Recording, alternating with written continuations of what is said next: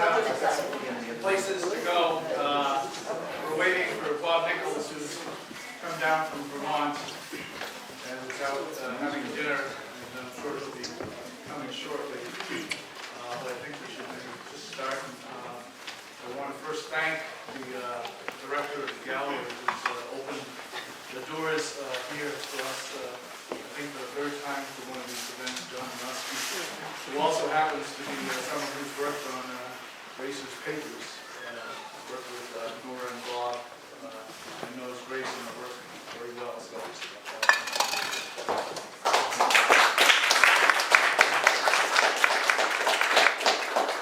I just want to welcome you. I'm very happy to have you all here, and extremely proud to be able to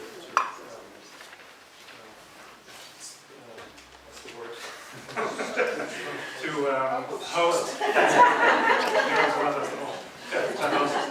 a memorial reading for Grace Paley, a person and an author I deeply admire from the first time I saw her in public, which was when I was a college freshman. She came to Bryn Mawr College and read there, and I went over to the sophomore to listen to her. She was actually the first author I ever heard read in public, which I've said to some of you before, and I was absolutely captivated. I followed her career for many years subsequently, and always held her in the deepest admiration. So it's really a pleasure for me to be able to host you. Thank you for being here. Please join us for a drink afterwards, and enjoy the reading. It's okay to sit anywhere you like. If you'd like to gather around the podium, just leave some space for readers to come forward. It's probably a little more cramped than we'd like it, but we're happy they're warm and it feels good.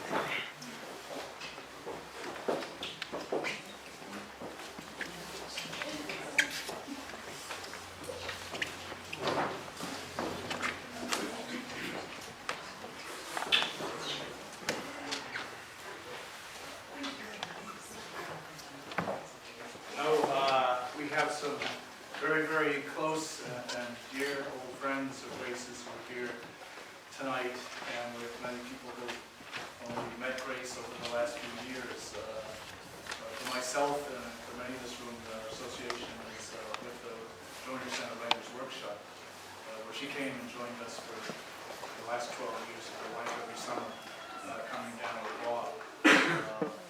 And I want to thank the people from the center who've been working on bringing this event together, particularly our newest addition, Catherine Parnell,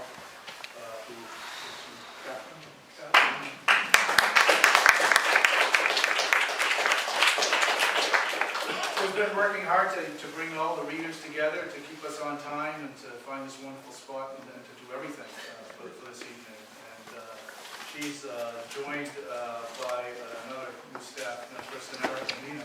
Erica, who did the program, and is doing some photographs for us. Very much sort of UMass Boston nucleus of people behind tonight.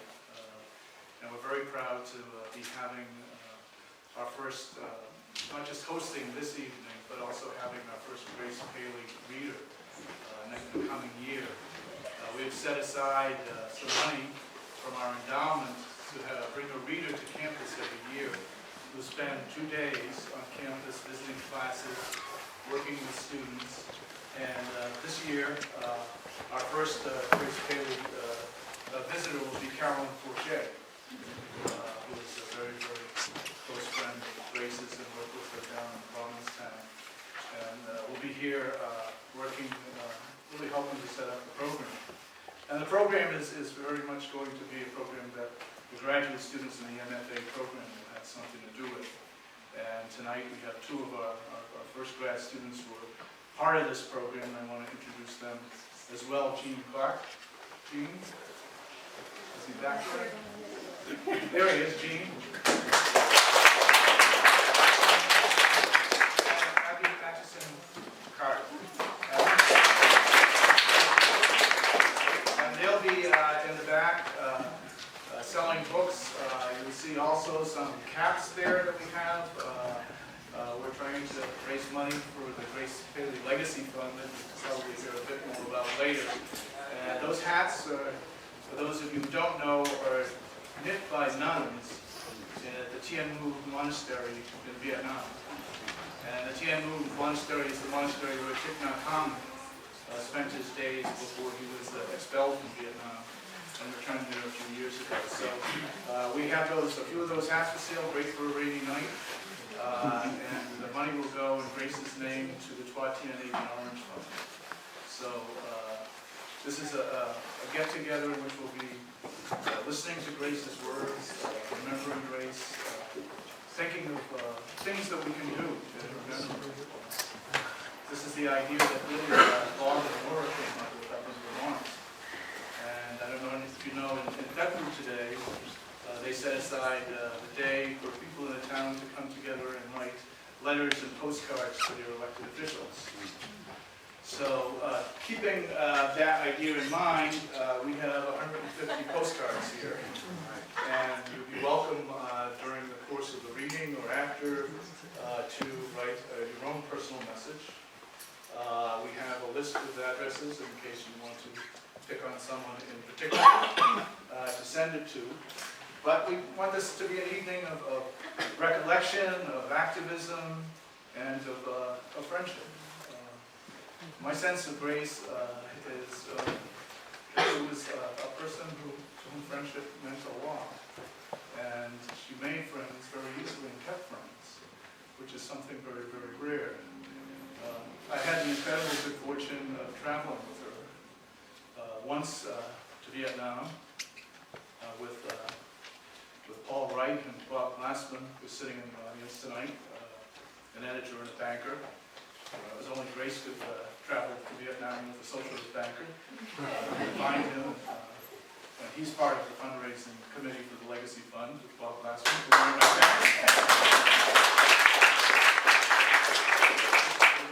And to Ireland, and I got to travel to Ireland with Bob and Grace, and it was a reading in Sligo. We traveled down to Ackle Island. And, it was a trip I'll never forget because Grace got sick and we had to go see the local doctor.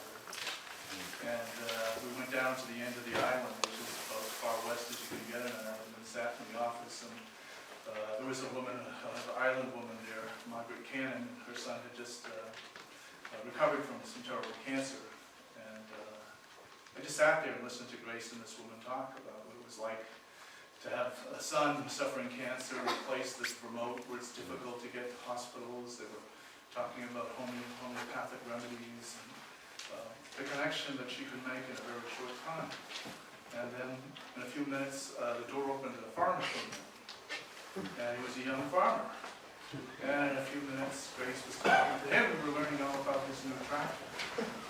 And what a difference it made for him, because now he could drive to Castlebar in 3 hours instead of 4 hours with the sheep. And how important that was, because he didn't have to breathe in that oil from the old tractor for hours and hours. And the road was light for his sheep. It was a much more comfortable way to travel. He doesn't go out. I know if I talked, he'd come. Bob! It's Bob Nichols. You don't know him.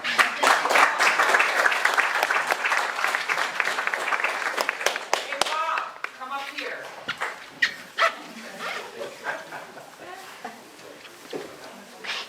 I'll be up in a minute. Okay, come on, move back here.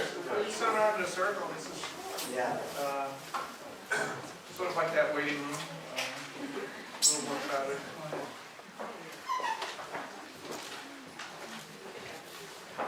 But anyway, the farmer went on and started talking about his sheep, his feud with the local hostel owner whose young kids came and put their wetsuits on the fence, and the sheep ate the wetsuits, and nobody knows, sheep don't have any brains, people didn't wish to put their wetsuits on the fence. And Grace was helping him solve this problem, and she got called into the doctors. And it was just an incredible night. Then 2 days after Grace died, I got an email from the doctor who told me that what an event it was to have Grace on that island and read to farmers and local clinic people. But for him, it was that visit when she came into his office. And they shared stories for half an hour of what it was like to be the child of a doctor, a local doctor, because his father had been the island doctor before him.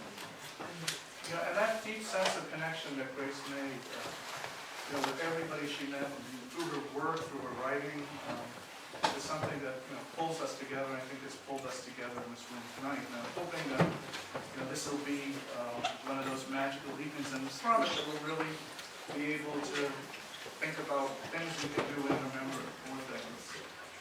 What we might do next year. You know, we have some volunteers, and get bookstores involved, have places, things take place in other campuses and places around other cities. There are things down in New York tonight, out in Texas. And this is a legacy that Grace has given us. And I'm very, very happy to be here tonight to be part of this sharing. What I'm going to do is ask the readers to come up and maybe tell a little story of their own. Talk about maybe a bit about how they knew Grace, why they want to read. That will be the program.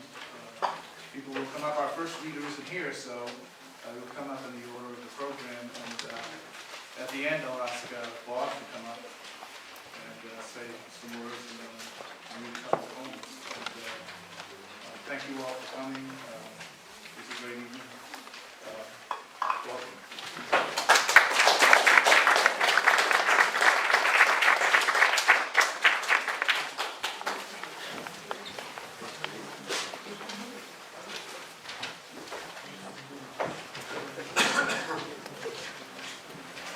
I'll save most of my time for reading. I want to read a story tonight that I taught on the first day of class in a number of introductory creative writing classes. I taught it partly for the reason I'm going to read it this evening, which is that it's short, and there's time to discuss it after I'm called to roll syllabus. But I also kept teaching it because it led to a wonderful discussion about what might have led Grace to write it in the first place. I didn't actually know.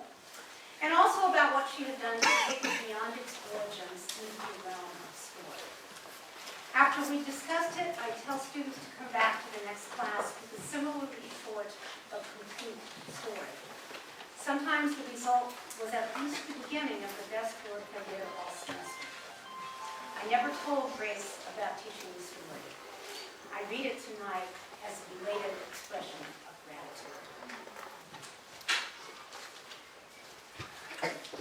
Samuel. Some boys are very tough. They're afraid of nothing. They are the ones who climb a wall and take a bow at the top of it.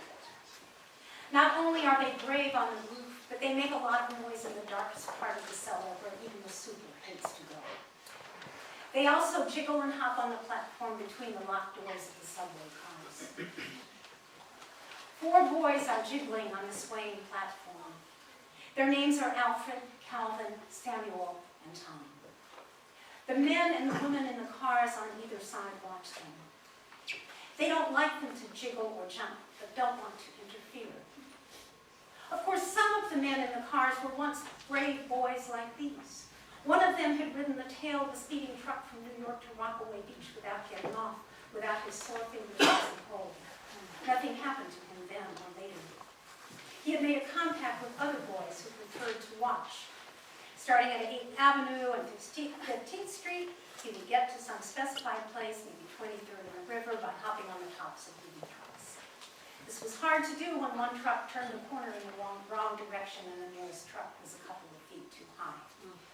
He made 3 or 4 starts before succeeding. He had gotten this idea from a film at school called The Romance of Walking. He had finished high school, married a good friend, was in a responsible job, and going to UMass. These 2 men and others looked at the 4 boys jumping and jiggling on the platform and thought, it must be fun to ride that way, especially now the weather is nice and out of the tunnel and way higher than the rocks. Then they thought, these kids do seem to be acting sort of stupid. They are, no. Then they thought of some of the brave things they had done when they were boys and jiggling into the seas of whiskey. The ladies in the car became very angry when they looked at the 4 boys. Most of them brought their brows together and hoped the boys could see their experience. One of the ladies wanted to get up and say, "Be careful, you dumb kids. Get off that platform or I'll call the cops." But some of these boys were Negroes, and the fourth was something else she couldn't tell for sure. She was afraid they'd be fresh and laugh at her and embarrass her. She wasn't afraid they'd hit her, but she was afraid of embarrassment. Another lady thought, their mothers never knew where they are. It wasn't true in this case. Their mothers all knew that they had gone to see the missile exhibit on 14th Street. Out on the platform, whenever the train accelerated, the boys would raise their hands and point them up in the sky to act like rockets going off. Then they rat-tat-tatted the shatterproof glass pane like machine guns, although no machine guns had been exhibited. For some reason known only to the motorman, the train began a sudden slowdown. The lady who was afraid of embarrassment saw the boys jerk forward and backward and grab the swinging guard chains. She had her own boy at home. She stood up with determination and went to the door. She split it open and said, "You boys will be hurt. You'll be killed. I'm going to call the conductor if you don't just go out into the next car and sit down and be quiet." Two of the boys said, "Yes," and acted as though they were about to go. Two of them blinked their eyes a couple of times and pressed their lips together. The train resumed its speed. The door slid shut, parting the lady and the boys. She leaned against the side door because she had to get off the next one. The boys opened their eyes wide at each other and laughed. The lady blushed. The boys looked at her and laughed harder. They began to pound each other's back. Samuel laughed the hardest and pounded Alfred's back until Alfred coughed and the tears came. Alfred held tight to the chain hook. Samuel pounded him even harder when he saw the tears. He said, "Why are you bawling? You a baby, huh?" and laughed. One of the men whose boyhood had been more watchful than brave became angry. He stood up straight and looked at the boys for a couple of seconds. Then he walked in a citizenly way to the end of the car, where he pulled the emergency cord. Almost at once, with a terrible hiss, the pressure of air abandoned the legs, and the fields were hot and held. People standing in the most secure places fell forward, then backward. Samuel had to let go of his hold on the chain so he could pound Tom as well as Alfred. All the passengers in the cars whipped back and forth, but he pitched only forward and fell headfirst to be crushed and killed between the cars. The train had stopped hard halfway into the station, and the conductor called at once for the trainman who knew about this kind of death and how to take the body from the wheels and brakes. There was silence except for passengers from other cars who asked, "What happened? What happened?" The ladies waited around wondering if he might be an only child. The men recalled other afternoons with very bad endings. The little boys stayed close to each other, leaning and touching shoulders and arms and legs. When the policeman knocked at the door and told her about it, Samuel's mother began to scream. She screamed all day and all night, though the doctors tried to quiet her with pills. "Oh, oh," she hopelessly cried. She did not know how she could ever find another boy like that one. However, she was a young woman and she became pregnant. Then for a few months, she was hopeful. The child born to her was a boy. They brought him to be seen and nursed. She smiled. But immediately she saw that this baby wasn't Samuel. She and her husband together have had other children, but never again will a boy exactly like Samuel be known.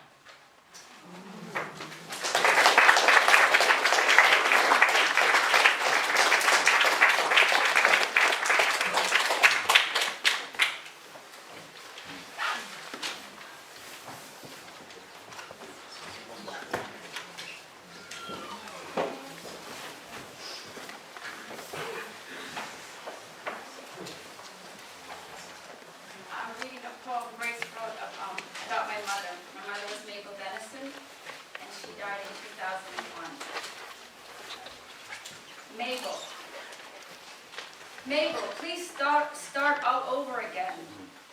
Why go to Nova Scotia when you live in Maine? Why take the coal mine trail? Don't you know you're a useful person? one of the 5 or 6 in this world? You can't guess that you have done more good than any of the do-gooders, even when impeded by George's brains, girls, gardens. Mabel, I don't know how to write this poem, which is after all a love poem, only about the way we often looked at each other, with something like the plain pleasure of 2 women who have guessed what it is all about, and wish they lived next door for at least 10 or 15 years. Maybe somewhere within a 50-mile radius of each other, on a fast road.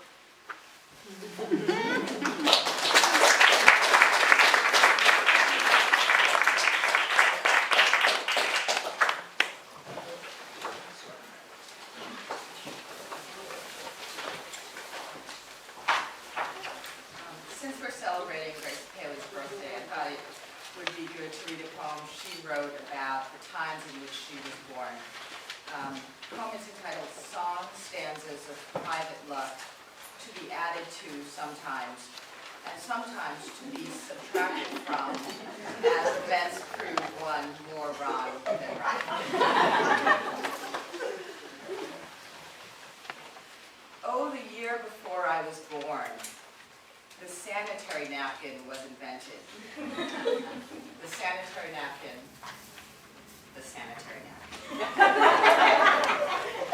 Nearly as important as the diaphragm.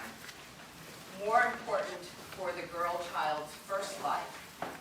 The cleanliness, the sweetness, the excellent blood-consuming sanitary napkin.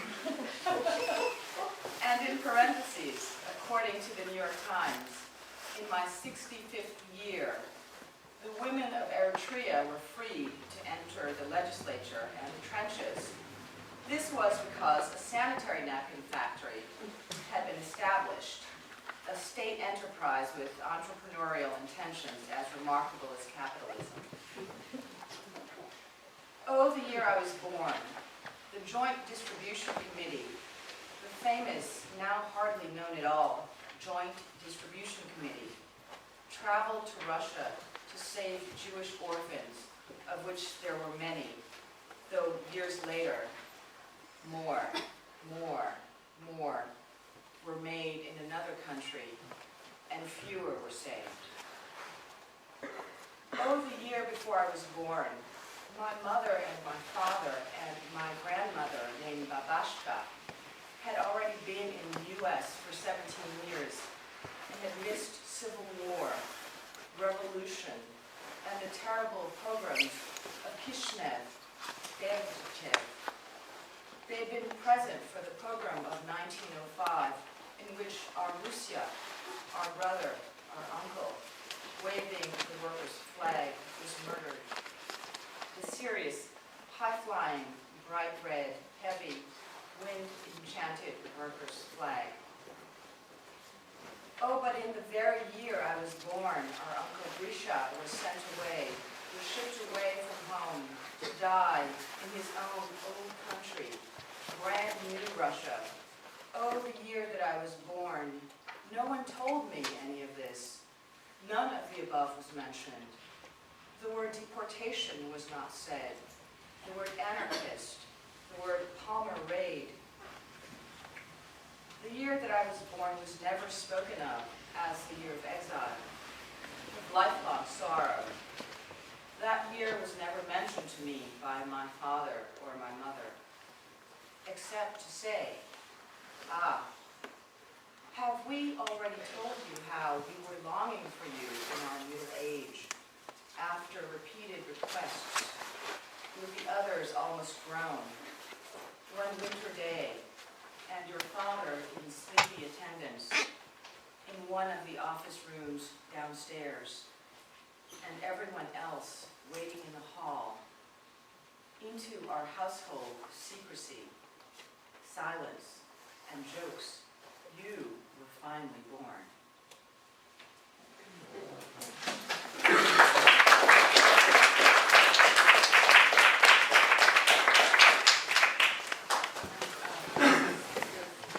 Last poem I'll read is entitled 20th Street Spring. I like this poem very much for its sound.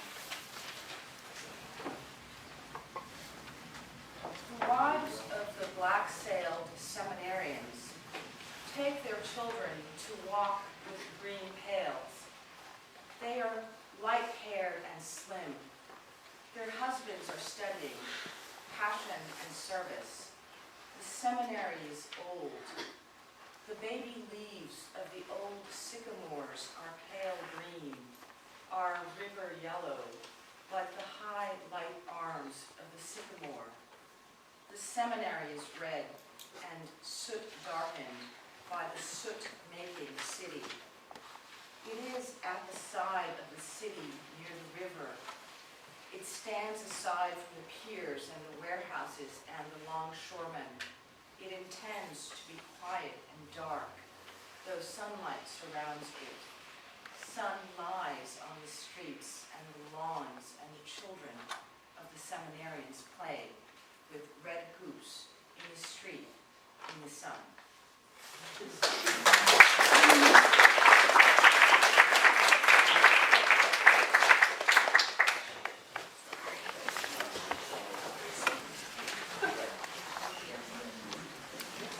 Wonderful to be here to see you all. I know a lot of you, well maybe I don't speak for myself.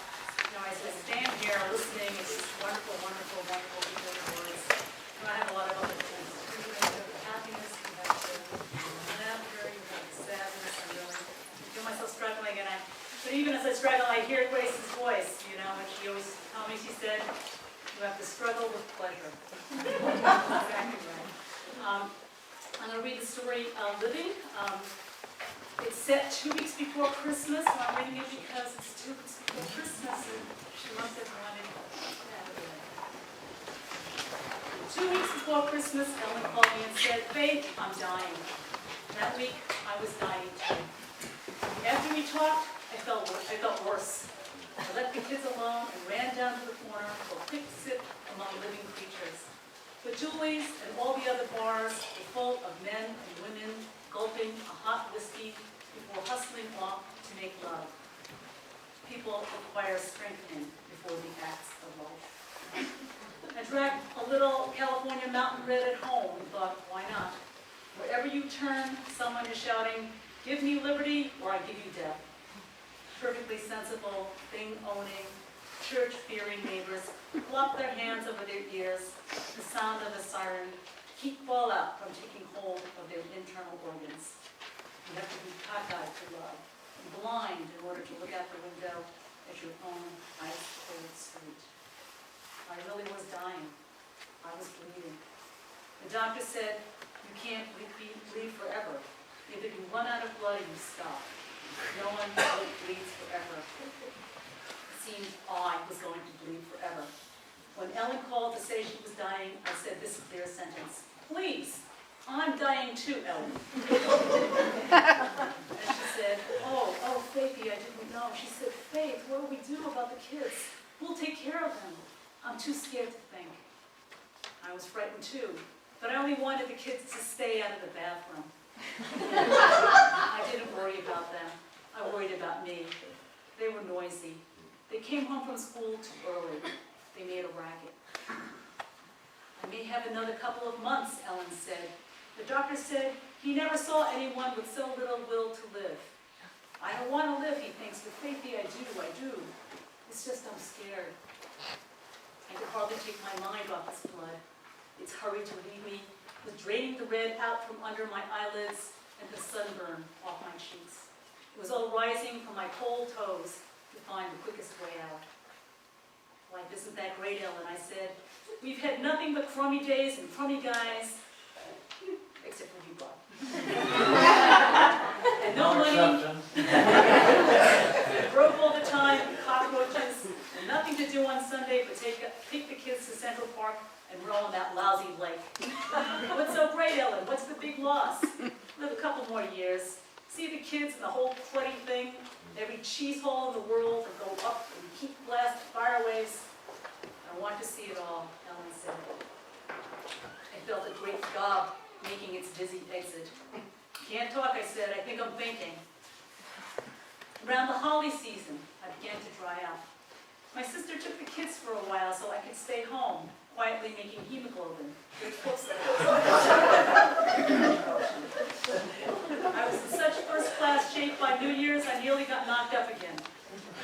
My little boys came home. They were tall and handsome. 3 weeks after Christmas, Ellen died. At her funeral at that very neat church on the Bowery, her son took a minute out of crying to tell me, "Don't worry, Faith. My mother made sure of everything. She took care of me from her job. The man came and said so." "Oh, shall I adopt you anyway?" I asked, wondering if he said yes, where the money, the room, another 10 minutes of good nights, where they would all come from. He was a little older than my kids. He would soon need a good encyclopedia. What is he said? "Listen, Billy, tell me the truth. Shall I adopt you?" He stopped all his tears. "Why, thanks. Oh, no. I have an uncle in Springfield. I'm going to him. I'll have it okay. It's in the country. I have cousins there." "Well," I said, relieved, "I just love you, Billy. You're the most wonderful boy. Ellen must be so proud of you." He stepped away and said, "She's not anything of anything, Faith." Then he went to Springfield. I don't think I'll see him again. But I often long to talk to Ellen, with whom, after all, I have done a million things in these scary private years. We drove the kids up every damn rock in Central Park. On Easter Sunday, we pasted white doves on blue posters and prayed on 8th Street for peace. Then we retired and screamed at the kids. The boys were babies. For a joke, we stapled their snowsuits to our skirts. And in a rage of slavery, every Saturday for weeks, we marched across the bridges that connect Manhattan to the world. We shared apartments, jobs, stuck-up studs. And then, 2 weeks before Christmas, we were dying.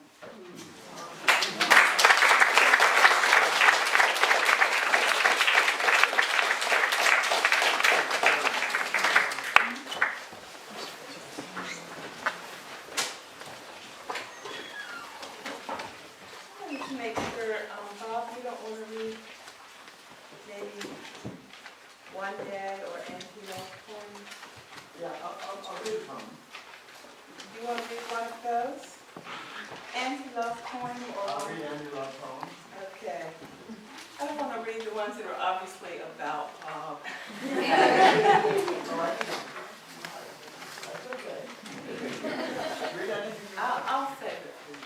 I'll save it for you. I'm just happy to be here in this space, honoring Grace. I'm thinking about it all day. It's a very special thing. I'm going to read the 4 poems I am going to read in the order they are in the book of education last. Proverbs. A person's anger should be respected, even when it isn't shared. A person's happiness should be shared, even if it isn't understood. A person should be understood, though he has brought both his brows together in anger and also suddenly began to laugh. A person should be in love most of the time. This is the last proverb and may be learned by all the organs capable of bodily response. I'm not sure that's not about love. On occasion, I forget the names of my friends and the names of the flowers in my garden. My friends remind me, Grace, it's us. The flowers just stand there stunned by the sun. A long time ago, my mother said, "Darling, there are also wildflowers. But look, these are planted. My flowers are pink and rose and orange. They're sturdy. They make new petals every day to fill in their fat, round faces." Suddenly, before thought, I called out, "Xenia! Xenia! Xenia!" Along came a sunny summer breeze. They swayed lightly about. I said, "Mother." One day, one of us will be lost to the other. This has been talked about, but lightly, turning away, shyness, this business of confronting the preference for survival. My mother said, "The children are grown. We are both so sick. let us die together. My father replied, no, no, you will be well. She lied. Ah, of course I want you in the world, whether I know it or not. Your spirit, probably. There is always something to say in the end, speaking without breath. One of us will be lost to the other. Lost education. I love the last stanza of this poem.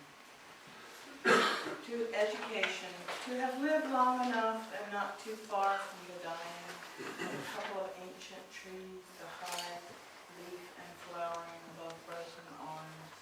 To have known one great tree full and sturdy then in my own years, the arbitrary swords of sun, skull, lightning, scar, scab, rot. In the woods behind our house, uprooted thorn-thrown hemlock, hurricane of '38, a hump and heaving graveyard.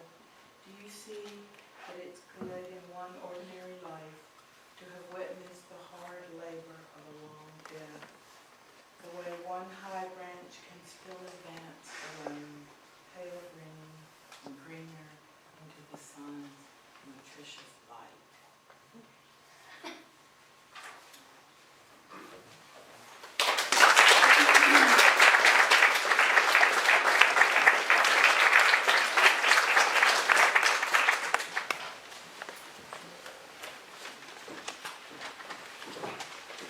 I might not have never met Grace were it not for the Joiner Syndrome, and so I am, among many things, I am really eternally grateful for that, certainly. Anyone who ever met Grace knows full well that she was really a master at listening. We felt listened to, no matter how ridiculous or sad or how inspiring even the words you might say. You really felt listened to. So I picked 3 poems that have in it a certain amount of listening. News. Although we would prefer to talk and talk it into psychological theory, the prevalence of small genocides or the recent disease floating toward us from another continent we must not. While she speaks, her eyes frighten us. She is only one person. She tells us her terrible news. We want to leave the room. We may not. We must listen. In this wrong world, this is what we must do. We must bear it. It's true. Everywhere, people love their children. Even the father at the railroad station in Windsor, Connecticut, who will appear tomorrow in the morning paper in drunken sorrow, having beaten his baby to the gasping edge of life. He stands this early afternoon holding the child in his arms, telling her between kisses, "Here comes the big train. Listen to the whistle. And now look, the lady in that window, she sees how beautiful you are. She's waving to us." And finally, in the bus. Somewhere between Greenfield and Holyoke, snow became rain and a child passed through me, as a person moves through mist, as the moon moves through a dense cloud at night, as though I were cloud or mist, a child passed through me.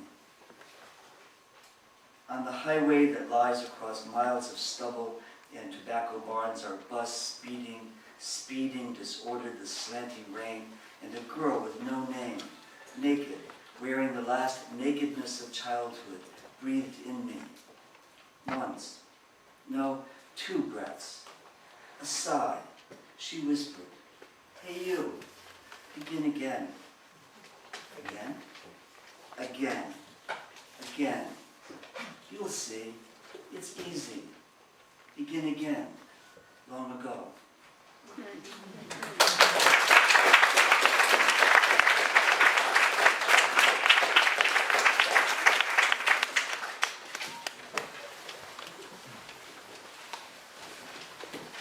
Privileged to be here at this Grace-sized podium.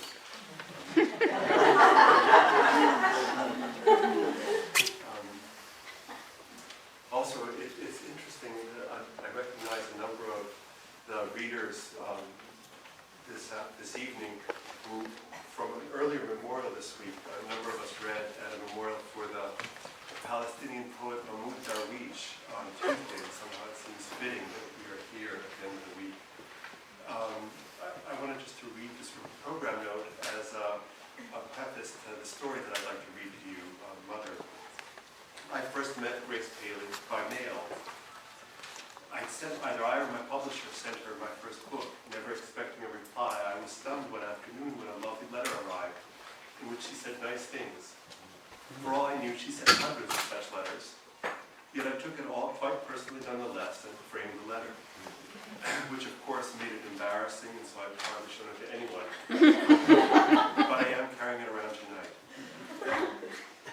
I've met many writers over the years, but there were few I admired half as much as Grace, and therefore I avoided meeting her as often as I could. Then at last, through Kevin Bowen at the Joyner Center, at a reading, I finally did meet her, and I regretted my restraint. I saw her maybe half a dozen times in the last decade, and was always buoyed and inspired by her clarity, humanity, humor, and vigor.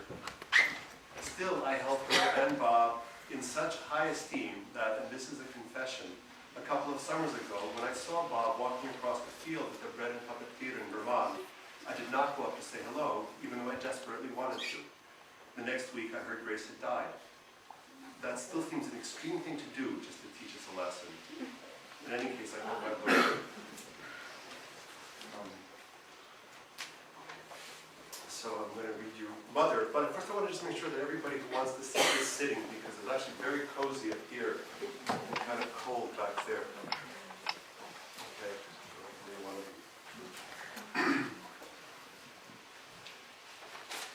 one day I was listening to the AM radio. I heard a song. Oh, I long to see my mother in the doorway. By God, I said, I understand that song. I have often longed to see my mother in the doorway. As a matter of fact, she did stand frequently in various doorways looking at me. She stood one day just so at the front door, the darkness of the hallway behind her. It was New Year's Day. She said sadly, if you come home at 4 a.m. when you're 17, what time will you come home when you're 20? She asked this question without humor or meanness. She had begun her worried preparations for death. She would not be present, she thought, when I was 20, so she wondered. Another time, she stood in the doorway of my room. I had just issued a political manifesto attacking the family's position in the Soviet Union. She said, go to sleep, for God's sake, you damn fool, you and your communist ideas. We saw them already, Papa and me, in 1905. We guessed it all. At the door of the kitchen, she said, you never finish your lunch. You run around senselessly. What will become of you? Then she died. Naturally, for the rest of my life, I longed to see her, not only in the doorways, in a great number of places, in the dining room with my aunts, at the window, looking up and down the block, in the country garden among zinnias and marigolds, in the living room with my father. They sat in comfortable leather chairs. They were listening to Mozart. They looked at one another, amazed. It seemed to them that they had just come over on a boat. They'd just learned the first English words. It seemed to them that he had just proudly handed in a 100% correct exam to the American anatomy professor. It seemed as though she had just quit the shop for the kitchen. I wish I could see her in the doorway of the living room.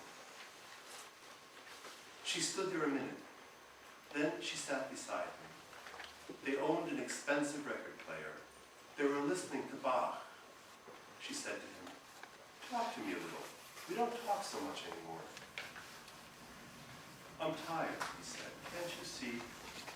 I saw maybe 30 people today, all sit, all talk, talk, talk. Listen to the music, he said. I believe you once had perfect pitch. I'm tired, he said. Then she died.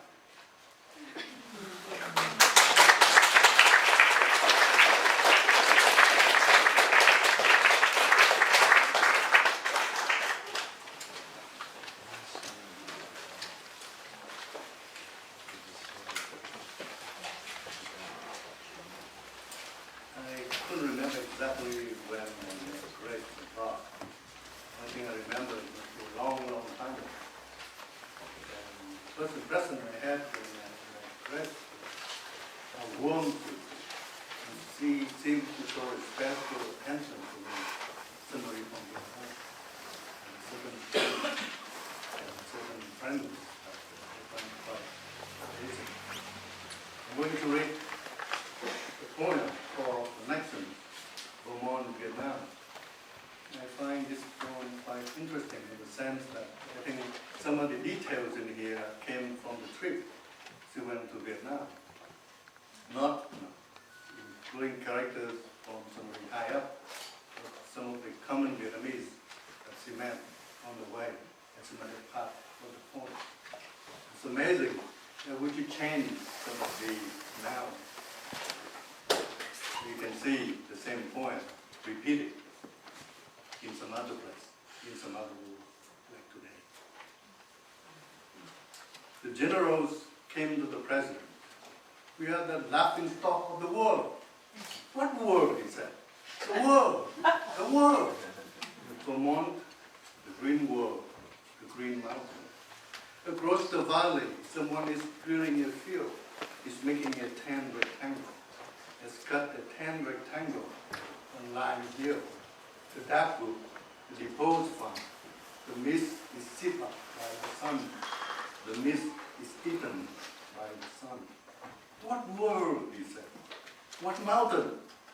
Said the 20 ships of the Seventh Fleet, rolling on the warm waves, lobbing shells all the summer day into green distance. On Trunson Mountain, fancy for a joke. The mountain is torn, the trees are broken. How easy it is now to gather wood, to repair my house in the village, which is broken by the bombers. His shirt is plum color, his brow like that plum. The sails on the sampans that fish in the sea of the Seventh Fleet are plum color. The holes in the mountains are red. The earth of that problem is red. Red world.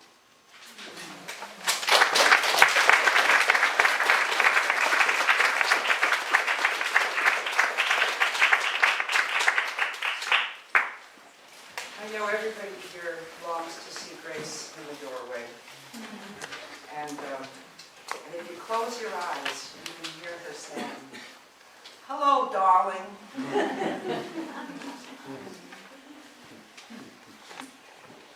I want to read on Mother's Day because it shows her humor and because it shows that amazing mixture of seriousness and humor. I've been reading her stories all week and just chuckling and chuckling. Her humor has so much affection in it, affection for our human condition. On Mother's Day, I went out walking in the old neighborhood. Look, more trees on the block. Forget-me-nots all around them. Ivy, lantana shining, and geraniums in the window. 20 years ago, it was believed that the roots of trees would insert themselves into the gas lines and then fall, poisoned, on houses and children. Or tap the city's water pipes, starve for nitrogen, obstruct the sewers. In those days, in the afternoon, I floated by ferry to Hoboken or Staten Island, then pushed the babies in their carriages along the river wall, observing Manhattan. See Manhattan, I cried. New York.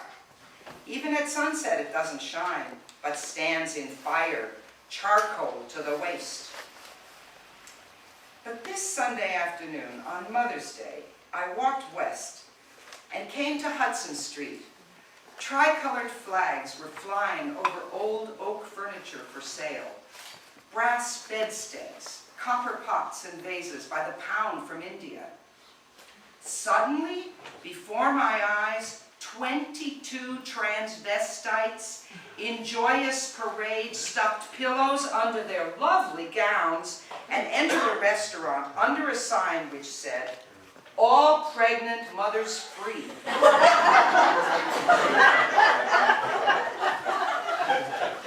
I watched them place napkins over their bellies, and accept coffee and zabaglione.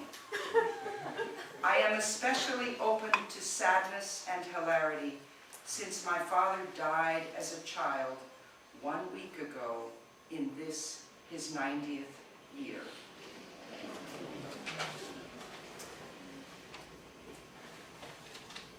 The next one is called responsibility.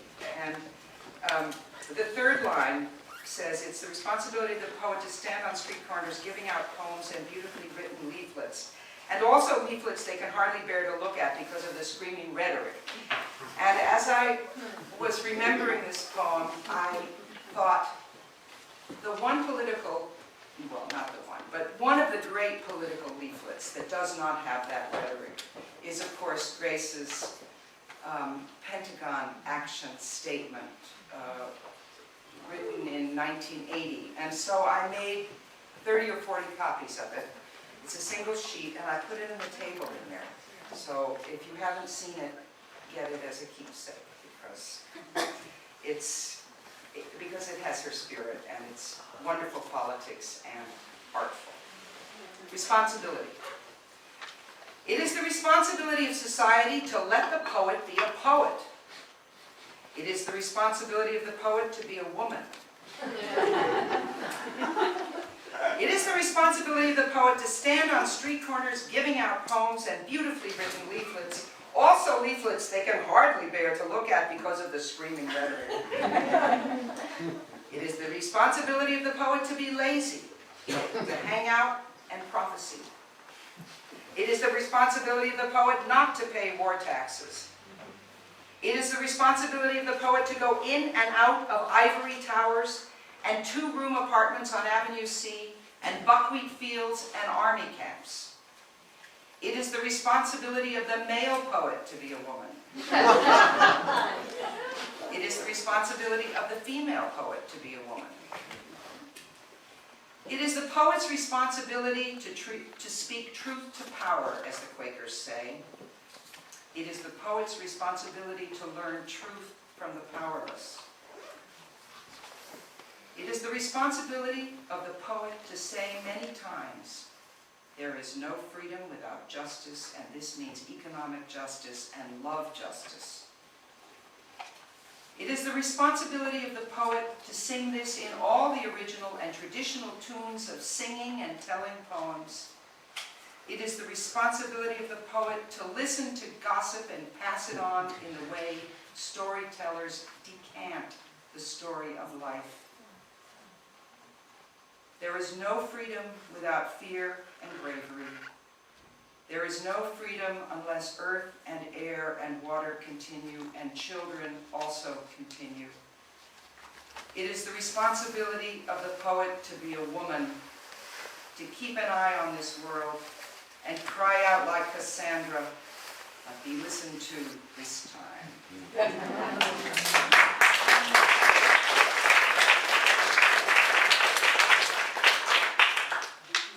And the last one, when I first got it from Grace, didn't have a title at all. It was International Women's Day, and I told her I was going to read a poem at a poetry reading at MIT. I was going to read Mother's Day, which I had to work. And she said, I've got a new poem for you to read. And she sent this to me by fax. And so I want to read it. And my friend Mary Ann Hirsch, who's here tonight, commented, I think we were talking about this poem and some others, that she had written some poems about dying. And Mary Ann said, she's really preparing us, isn't she? Which I thought was a wise statement.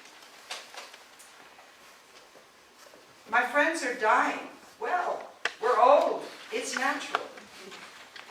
One day we passed the experience of older, which began in late middle age, and came suddenly upon old. Then all the little killing bugs and baby tumors that had struggled for years against the body's brave immunities found their level playing fields and victory. But this is not what I meant to tell you. I wanted to say that my friends were dying, but have now become absent. The word dead is correct, but inappropriate. I have not taken their names out of conversation, gossip, political argument, my telephone book, or card index, in whatever alphabetical or contextual organizer. I can stop any evening of the lonesome week at Claiborne, Berkovich, Vernelli, Deming, and rest a moment on their seriousness as artists, workers, their excitement as political actors in the streets of our cities or in their workplaces, the vigiling, fasting, praying, in or out of jail, their lightheartedness which floated above the year's despair, their courageous, sometimes hilarious disobedience before the state's official servants, their fidelity to the idea that it is possible, with only a little extra anguish, to live in this world at an absolute minimum, loving, brainy, sexual, energetic, redeemed.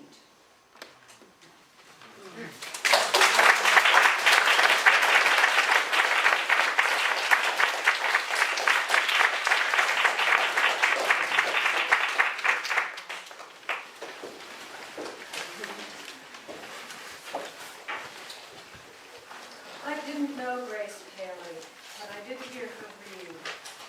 And when I heard her at that time, it was several decades ago, she was just quitting smoking, and she had taken to chewing gum instead. And she was chewing gum furiously, and I was afraid she was going to swallow it during the reading.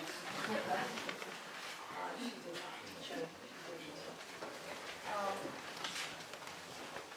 One of the amazing things about Grace Paley is that she is a wonderful writer of the city and also a wonderful writer of rural Vermont. I'm going to read a poem, House, Some Instructions. If you have a house, you must think about it all the time as you reside in the house. So it must be a home near mine. You must ask yourself, wherever you are, have I closed the front door? And the back door is often forgotten. Not against thieves, necessarily, but the wind. Oh, if it blows either door open, then the heat you carefully nurtured with layers of dry hardwood, and a couple of opposing green brought in to slow the fire, as well as the little pilot light and the convenient gas backup. All of that care will be mocked because you have not kept the house unmade. But these may actually be among the smallest concerns. For instance, the house could be settling. You may notice the thin, slanting line of light above the doors. You have to think about that. Luckily, you have been paying attention. The house's dryness can be humidified with vaporizers in each room and pots of water on the wood stove. Should you leave for the movies after dinner, ask yourself, have I turned down the thermometer and moved all the wood, paper away from the stove? The fiery result of excited distraction could be too horrible to describe. Now we should talk especially to Northerners of the freezing of the pipe. This can often be prevented by pumping water continuously through the baseboard heating system, allowing the faucet to drip, drip continuously, day and night. You must think about the drains separately. In fact, you should have established their essential contribution to the ordinary kitchen and toilet life of the house, digging these drains deep into warm earth. If it hasn't snowed by mid-December, you must cover them with hay. Sometimes rugs and blankets have been used. Do not be troubled by their monetary value, as this is a regionally appreciated emergency. You may tell your friends to consider your house as their own. That is, if they do not wear outdoor shoes. Jumping across the gleam of their polyurethane floors, they must bring socks or slippers to your house as well. You must think of your house when you're in it and when you're visiting the superior cabinets and closets of others.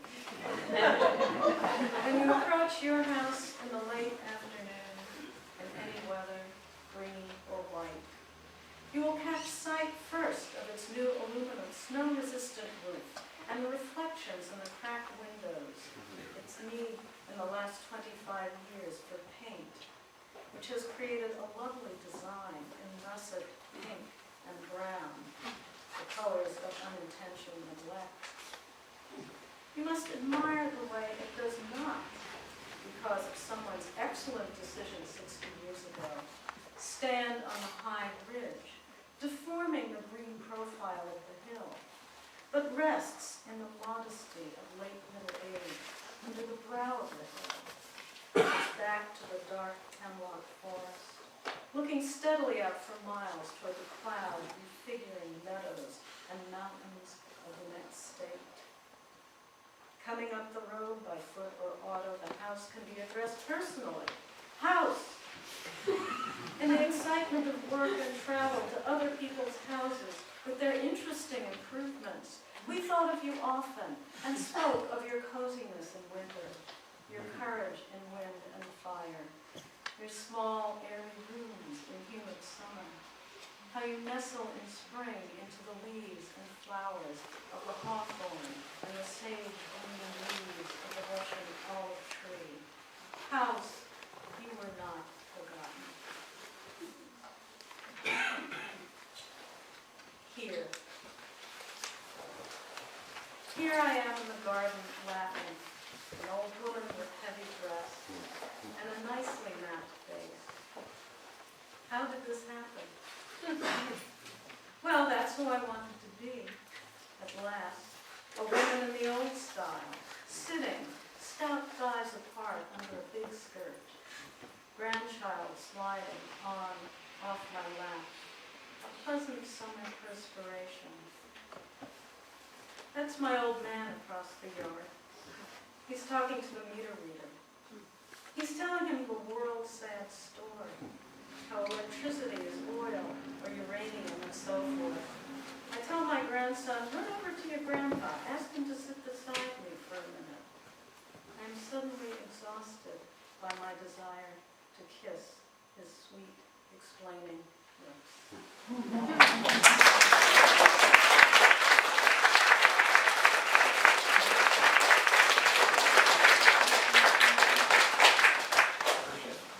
I had the honor of meeting Grace only 3 years ago when I was working with Deborah Wise at the Underground Railroad Theater. I hope some of you saw the wonderful production that she put on called States of Grace, based on some of Grace's short stories.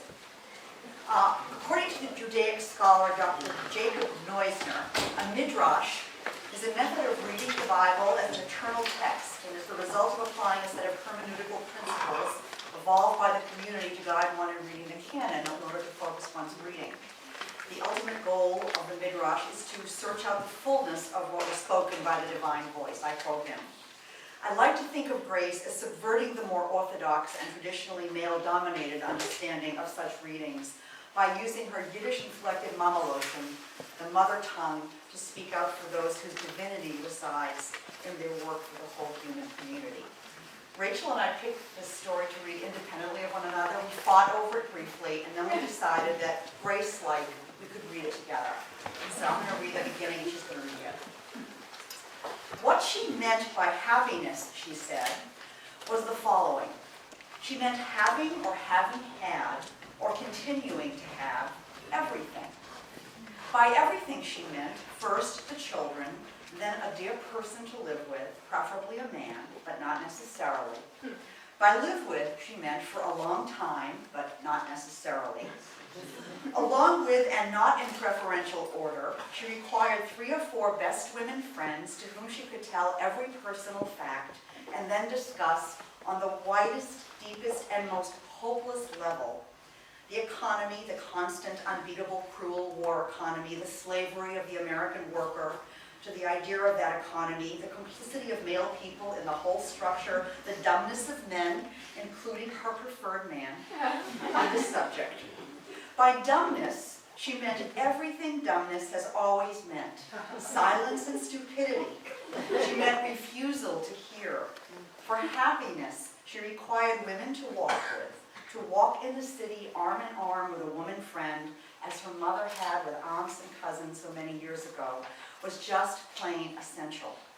Oh, those long walks and intimate talks, better than standing alone on the most admirable mountain or in the handsomest forest or hay-blown field, all of which were certainly splendid occupations for the wind-starved soul. More important even, though maybe less sweet because of age, than the old walks with boys she had walked with as a girl. Always that nice bunch of worried left-wing boys who flew, always slightly handicapped by that idealistic wing, into a dream of paid-up mortgages with a small room for opinion and solitude in the corner of home. For happiness, she also required work to do in this world and bread on the table. By work to do, she included the important work of raising children righteously up. By righteously, she meant that along with being useful and speaking truth to the community, they must do no harm. By harm, she meant not only personal injury to the friend, the lover, the co-worker, the parent, the city, the nation, but also the stranger. She meant particularly the stranger in all her or his difference, who, because we were strangers in Egypt, deserved special goodness for life, or at least until the end of strangeness. By bread on the table, she meant no metaphor, but really bread, as her father had ended every single meal with a hunk of bread. By hunk, she was describing one of the attributes of good bread. Suddenly, she felt she had left out a couple of things. Love. Oh yes, she said, for she was talking all this time to patient Ruth, and they were walking for some reason in a neighborhood where she didn't know the children, the pizza places, or the vegetable markets. It was early evening, and she could see lovers walking along Riverside Park with their arms around one another, turning away from the sun which now sets among the new apartment houses of New Jersey to kiss. Oh, I forgot, she said. Now that I notice, Ruthie, I think I would die without love. By love, she probably meant she would die without being in love. By in love, she meant the acuteness of the heart at the sudden sight of a particular person, or the way, over a couple of years of interested friendship, one is suddenly stunned by the lungs longing for more and more breath in the presence of that friend. Or nearly drowned to the knees by the salty spring that seems to beat for years on our vaginal shores. Not to omit all sorts of imaginings, which assure great spiritual energy for months and when luck follows truth, years. Oh, sure, love. I think so too sometimes, said Ruth, willing to hear Faith out, since she had been watching the kissers too. But I'm really not so sure. Nowadays, it seems like pride, I mean overweening pride, when you look at the children and think we don't have time to do much. By time, Ruth meant both her personal time and the planet's time. When I read the papers and hear all this boom, boom bellicosity, the guys out daring each other, I see we have to change it all, the world, without killing it, absolutely, without killing it. That'll be the trick the kids will have to figure out. Until that begins, I don't understand happiness, what we mean by it. Then Faith was ashamed to have wanted so much and so little all at the same time, to be so easy and personally satisfied in this terrible place, when everywhere vast public suffering rose in wheeling waves from the round Earth's nation-states, hung in the satellite-watched air, and settled in no time in all the TV sets and newsrooms. It was all there. Look up, and the news of halfway around the planet is falling on us all. So for all these conscientious and technical reasons, Faith was ashamed. It was clear that happiness could not be worthwhile with so much conversation and so little revolutionary change. Of course, Faith said, I know all that. I do. But sometimes, walking with a friend, I forget the world.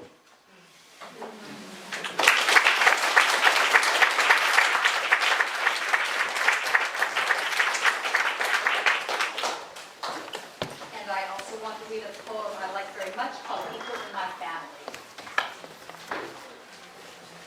In my family, people who were 82 were very different from people who were 92. The 82-year-old people grew up. It was 1914. This is what they knew. War, World War, war. That's why when they speak to the child, they say, poor little one. The 92-year-old people remember it was the year 1905. They went to prison, they went into exile, they said, ah, soon. When they speak to the grandchild, they say, yes, there will be revolution. Then there will be revolution. Then once more. Then the earth itself will turn and cry out, oh, I have been made sick. Then you, my little bud, must flower and save it.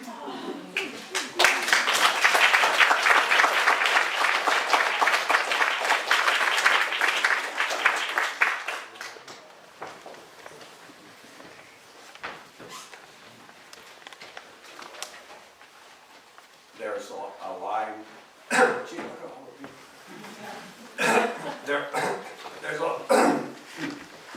There's a line in that poem. Thank you. Responsibility. That says it is the responsibility of the poet to learn truth from the powerless, and that's part of why I picked the reading that I want to read today. The other reason is because of the story that Kevin told at the beginning about the way Grace, when she entered any room, immediately engaged everybody in the present. And the story, it's not a story, it's actually a recounting of an actual event. Grace got herself arrested, of course. More than once. She went to jail. And this is a story not about why she was arrested, although, or what she had done, but about the living experience with the people she found herself with, who were not her neighbors. Or at least they weren't the ones she knew. It's called 6 Days, Some Remembering. I was in jail. I had been sentenced to 6 days in the Women's House of Detention, a 14-story prison, right in the middle of Greenwich Village, my own neighborhood. This happened during the American War in Vietnam. I have forgotten which important year of the famous 60s. The civil disobedience for which I was paying a small penalty probably consisted of sitting down to impede or slow some military parade. I was surprised at the sentence. Others had been given 2 days or dismissed. I think the judge was particularly angry with me. After all, I was not a kid. He thought I was old enough to know better, a 45-year-old woman, a mother and teacher. I ought to be too busy to waste time on causes I couldn't possibly understand. I was herded with about 20 other women, about 90% black and Puerto Rican, into the bullpen. An odd name for women's holding facility. There, through someone else's lawyer, I received a note from home telling me that since I'd chosen to spend the first week of July in jail, my son would probably not go to summer camp because I had neglected to raise the money I had promised.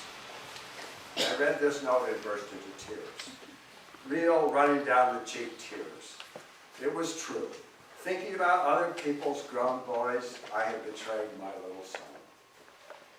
The summer, starting that day, July 1st, stood up before me, day after day, steaming the city streets, the after-work, crowded city pool. I guess I attracted some attention. You white girl, you never been arrested before? A black woman about a head taller than I put her arm on my shoulder. It ain't so bad. What's your time, sugar? I gotta do 3 years. You, huh? 6 days. 6 days? What the fuck for? I explained, sniffling, embarrassed. You got 6 days for sitting down in front of a horse? Cop on a horse? Horse step on you? Jesus in hell, cops getting crazier and stupider and meaner. Maybe we get you out. No, I said. I wasn't crying because of that. I didn't want her to think I was scared. I wasn't. She paid no attention, shoving a couple women aside. Don't stand in front of me, bitch. Moreover, what are you looking at? She took hold of the bars of our cage, commenced to bang on them, shook them mightily, screaming. Hear me now, you motherfuckers. You grimy pigs, get this housewife out of here. She returned to comfort me. 6 days in this low-down hole for sitting in front of a horse. Before we were distributed among ourselves, we were dressed in a kind of nurse's aide scrub uniform. Blue or green, a little too large, a little too small. We had to submit to a physical in which all our hiding places were investigated for drugs. These examinations were not too difficult, mostly because a young woman named Andrea Dworkin had fought them. Refused a grosser, more painful examination some months earlier. She had been arrested protesting the war in front of the U.S. mission to the UN. I had been there too, but I don't think I was arrested that day. She was mocked for that determined struggle at the Women's House, as she had been for other braveries. But according to the women I questioned, certain humiliating, perhaps sadistic customs had ended, for that period at least. My cellmate was a beautiful young woman, 23 years old, a prostitute who had never been arrested before. She was nervous, but she had been given the name of important long-termer. She explained in a businesslike way that she was beautiful and would need protection. She'd be okay once she found that woman. In the 2 days we spent together, she tried not to talk to the other women on our cell block. She said they were mostly street whores and addicts. She would never be on the street. Her man wouldn't allow it anyway. I slept well for some reason, probably the hard mattress. I don't seem to mind where I am. Also, I must tell you, I could look out the window at the end of our corridor and see my children or their friends on their way to music lessons or French house pottery. Looking slantwise, I could see right into Sutter's Bakery, down on the corner of 10th Street. These were my neighbors at coffee and cake. Sometimes our cell block was open, but not our 12 cells. Other times the reverse. Visitors came by. They were prisoners, detainees not yet sentenced. They seemed to have a strolling freedom, though several unsentenced, unable to make bail, had been there for months.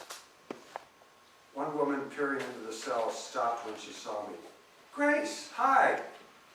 I knew her from the neighborhood, maybe the park, couldn't really remember her name. What are you in here for, I asked.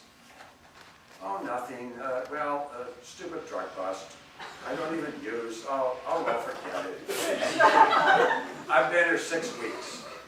They keep putting the trial off. Are you okay? Then I complained. I had not planned to complain about anything while living among people who would be here in these climbing cells for a long time. Didn't seem right. But I said, I don't have anything to read, and they took away my pen, and I don't have paper. Oh, you'll get that eventually, she said. Keep asking. Well, they have all my hairpins. I'm a mess. No, she said. You're okay. You look nice.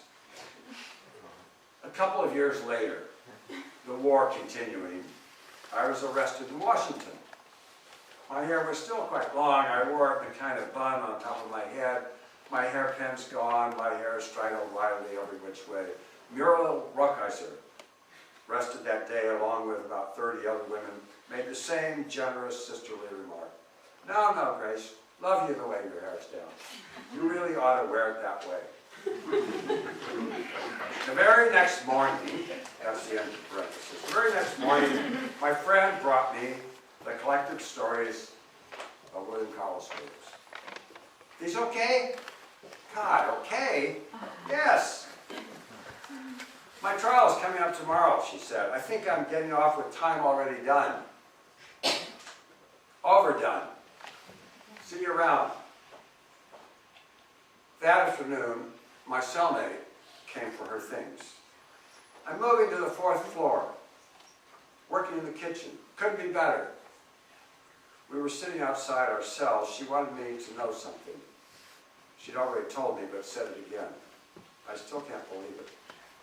This creep, this guy, this cop, he waits. He just waits till he's fucked and fine, pulls up his pants, pays me, and arrests me. It's not legal. It's not. My man's so mad he'd like to kill me. But he's not that criminal type, my man. She never said the word pimp. Maybe nobody did. Maybe that was our word. I had made friends with some of the women in the cells across the aisle. How can I say made friends? I just sat and spoke when spoken to. I was at school. I answered questions, simple ones. Why would I do such a fool thing on purpose? How old were my children? My man any good? Then, you live around the corner? That was a good idea, Evelyn said, to have a prison in your own neighborhood. So you can keep in touch, yelling out the window. As, in fact, we were able to do. Right here and now, calling and being called from 6th Avenue by mothers, children, boyfriends. About the children. One woman took me aside. Her daughter was brilliant. She was in Hunter High School, taking the test. No, she hardly ever saw her, but she wasn't a whore, it was the drugs. Her daughter was ashamed. The grandmother, the father's mother, made the child ashamed. When she got out in 6 months, it would be different. This made Evelyn and Rita, right across from my cell, laugh. Different. I swear. Different. Laughing. But she could make it, I said. Then they really laughed. Their first laugh was a bare giggle compared to these convulsive roars. Change your ways, that dumb bitch, hot. Another woman, Helen, the only other white woman on the cell block, wanted to talk to me. She wanted me to know that she was not only white, but Jewish. She came from Brighton Beach. Her father, he should rest in peace, thank God, was dead. Her arms were covered with puncture marks, almost like sleeve patterns. But she needed to talk to me because I was Jewish. I'd been asked by Rita and Ellen, was I Irish? No, Jewish. Oh, they answered. She walked me to the barrel window at the end of the corridor, the window that looked out on 10th Street, West 10th Street. She said, how come you so friends with those black whores? You don't hardly talk to me. I said I liked them, but I liked her too. She said, if you knew them for true, you wouldn't like them. They ain't nothing but street whores. You know, once I was friends with them. We'd done a lot of things together. I'd been in the streets with them, side by side, Amsterdam, Lenox, West Harlem, in bad weather, we covered for each other. Then one day, along come Malcolm X, and they don't know me anymore. They ain't talking to me. You too, white. I ain't all that white. 20 years, they ain't talking. My friend Mert called one day. That is, called from the street. Called, Grace, Grace! I heard and ran to the window. A policeman, a regular beat cop, was addressing her. She looked up, then walked away before I could yell my answer. Later on, she told me that he'd said, I don't think Grace would appreciate you calling out her name like that. What a mistake! For years, going to the park with my children or simply walking down 6th Avenue on a summer night past a woman's house, we would often have to thread our way through whole families calling up, bellowing, screaming to the 3rd, 7th, 10th floor, to figures, shadows behind bars and screen windows. How you feeling? Here's Glenna, she got big. Mommy, you like my dress? We getting you out, baby. New lawyer come by. And the replies, among which I was privileged to live for a few days, shouted down, "You looking beautiful." What'd he say? "Fuck you, James, I got a chance. Bye-bye. Come next week." Then the guards, the heavy clanking of cell doors, keys, night. I still had no pen or paper despite the great history of prison literature. I was suffering in a kind of frustration, a sickness in a way that claustrophobia is a sickness. This paper and penlessness was a terrible pain in the area of my heart, a nausea. I was surprised. In the evening, it lights out, a little like the army, or on good days, a strict, unpleasant camp. Women call softly from their cells. "Rita, hey Rita, sing that song." "Come on, sister, sing." A few more importunings, and then Rita, in a cell diagonal to mine, would begin a ballad. A song about 2 women and a man. It was familiar to everyone but me. The 2 women were prison sweethearts. The man was her outside lover. One woman, the singer, was being paroled. The ballad told her sorrow about having been parted from him when she was sentenced. Now she would leave her loved woman after 3 years. There are about 20 stanzas of joy and grief. Well, I was so angry not to have pen and paper to get some of it down that I lost it all with the sorrowful plot. Of course, she had this long song in her head, and in the few next nights she sang and chanted others, sometimes with a small chorus. Which is how I finally understood that I didn't lack pen and paper, but my own memorizing mind. It had been given away with 100 poems called rote learning, old-fashioned, backward, an enemy of creative thinking, a great human gift disowned. Now, there's a garden where the women's house of detention once stood. A green place, safely fenced in, with protected daffodils and tulips, roses bloom in it too, sometimes into November. The big women's warehouse and its barred blind windows have been removed from Greenwich villages of affluent throat. I was sorry when it happened. The bricks came roaring down, great trucks carried them away. I have always agreed with Rita and Ellen that if there are prisons, they ought to be in the neighborhood, near a subway, not way out in distant suburbs, where families have to take cars, buses, ferries, trains, and the population that considers itself innocent forgets, denies, chooses never to know that there is a whole huge country of the bad and the unlucky and the self-hurters. A country with a population greater than that of many nations in this world.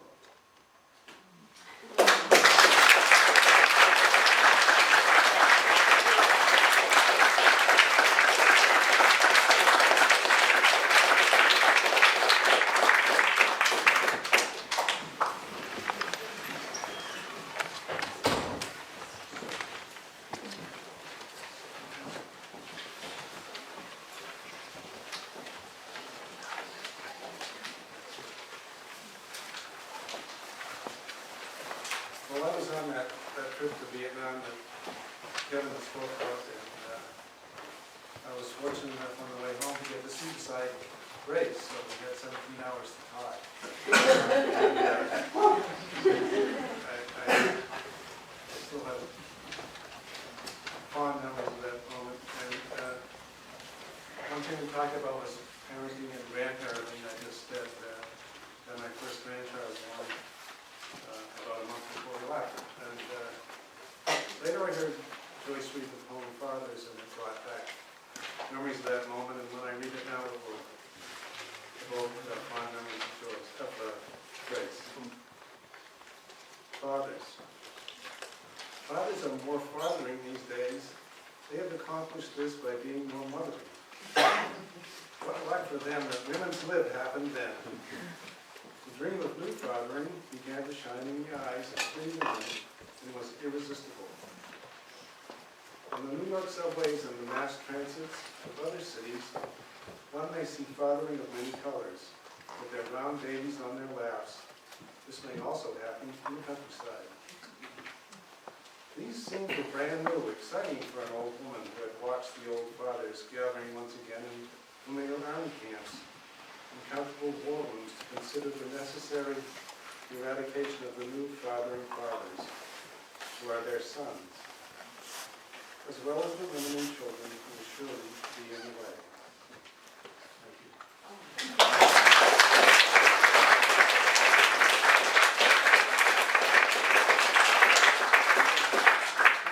Welcome, Bob Nichols.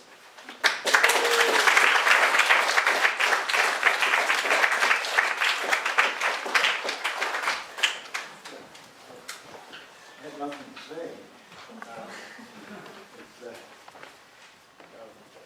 Grace and her words are being so beautifully framed here among friends, and that's what I noticed, particularly tonight. You were framing the words, and I have been living alone with Grace not there, and sometimes I realize that I've forgotten her face, and maybe forgotten everything about her, but so it's brought back to me tonight, particularly. What to say about Grace? She was a totally ordinary person in every way. Just what I like in bed. If she was an icon, she never noticed. The way I always used to like the way she read her stuff. She never looked up.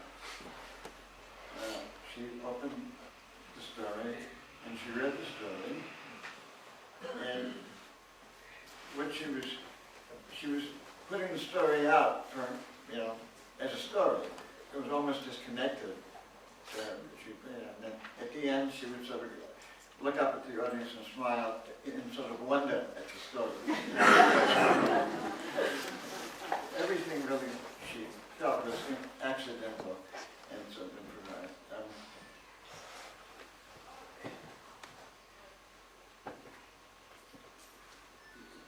A lot of things formed her, but when she was a young kid, maybe just going to junior high or maybe just the earlier years of elementary school, she used to walk in the South Bronx. She used to walk to school with her friend Gloria, and the two of them would compete to say funny things. That's a lot of Grace. Another side of her. Another side of her was while she was living as a grown person, her mother was dying of cancer, and it was a long death. And that's another very important factor, I suppose, in her life. I don't want to end with that because all of Grace's stories, they always end sort of something great. Somebody newly born is going to be another baby, or it's going to be another child. So I want to end with that.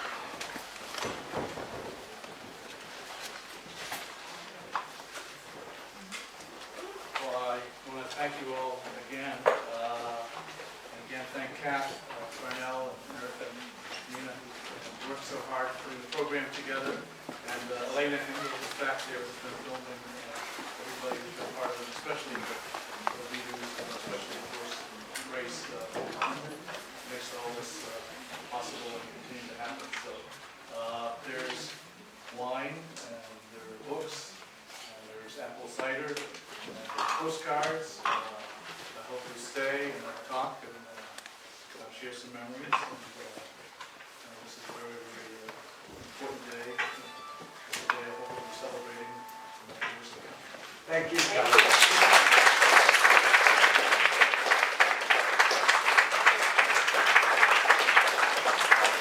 If you're fortunate enough to sit on the chair, would you be kind enough to put it against the wall so that you can echo a little more comfortably?